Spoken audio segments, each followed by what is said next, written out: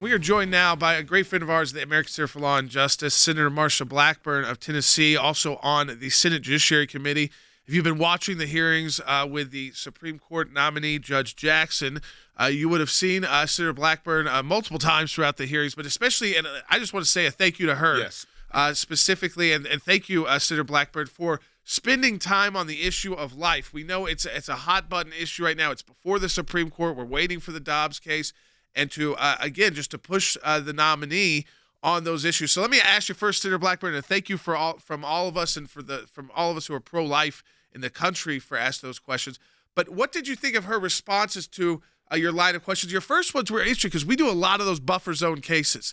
And she used that terminology to describe pro-life protesters, as they're loud and it's speech is somehow, if you don't like the speech, ban the speech. But your reaction to the questions that you've gotten during the hearing?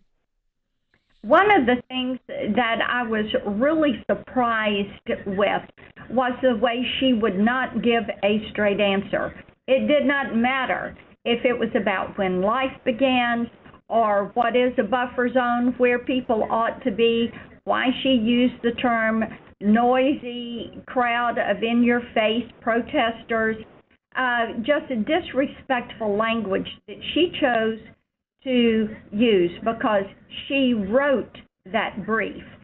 So that is her word choice. And for her now to want to go to the Supreme Court when she has called a segment of the population noisy, in-your-face protesters and define pro-life women that way. And then I ask her what she thinks about the women at her church that are pro-life, what she thinks about people like me that are pro-life. Does she look at us and think of us as being lesser than because we hold that view? But see, that's what the progressives do. They look at themselves as being the authority, the elite, should be in control, should have the power, and everybody else is lesser than or not equal to them. Senator Blackburn, it's Jay. We actually filed in that case. And then ultimately, these cases ended up at the Supreme Court of the United States. I was involved in 3 of them where I made the arguments on these, and we were successful in almost all of them. And then the one we weren't as successful in came back up. Very similar, again, a Massachusetts law, just like she was talking about. And all 9 justices of the Supreme Court ruled in our favor, saying that it was protected speech, even in front of the abortion clinic. And she's an outlier, even to the most liberal members of the Supreme Court. That's exactly right. And you said it very well. Even to the most liberal members of the Supreme Court. This is someone who would be a progressive justice. And I think that is important for people to understand. And Jay, it doesn't matter if we ask her about the child porn cases, the child exploitation, the way she always consistently went to the minimum or below the minimum, not the maximum, the minimum recommended sentence.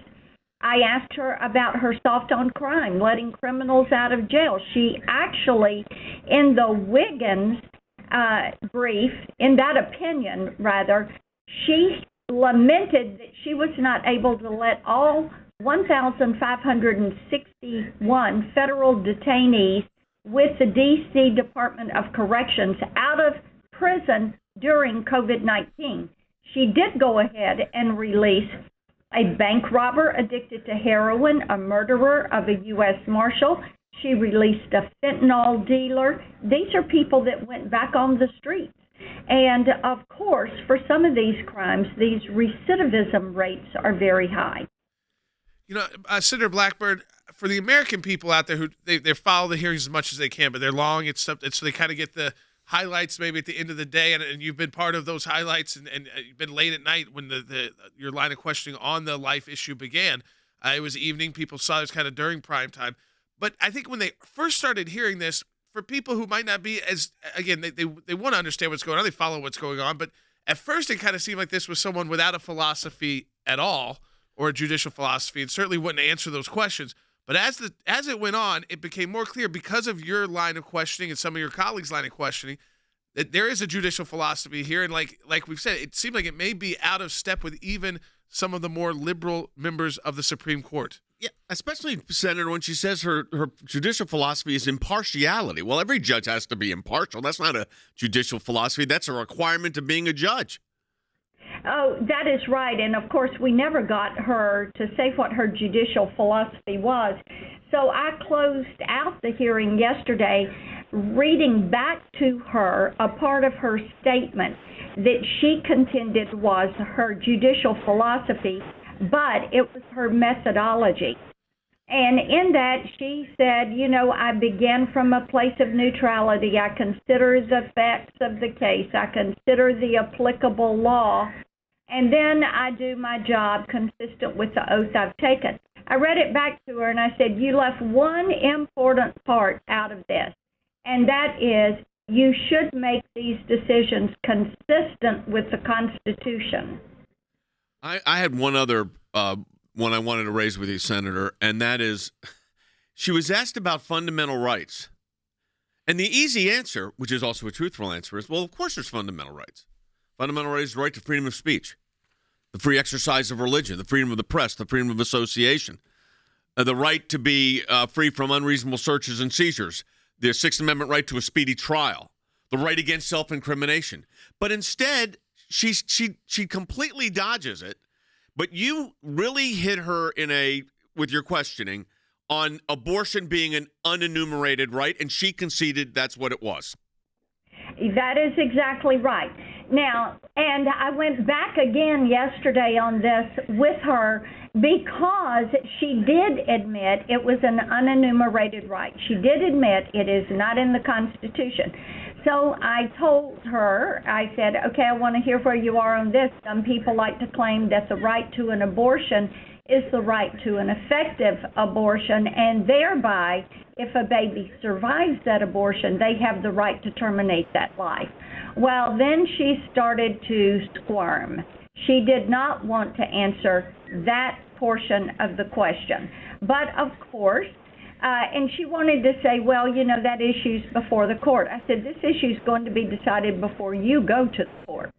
And I want to know where you are on preserving that life, because it is an unenumerated right, and she admits that. And it is so important on the issue of abortion that we save these children that survive that botched abortion.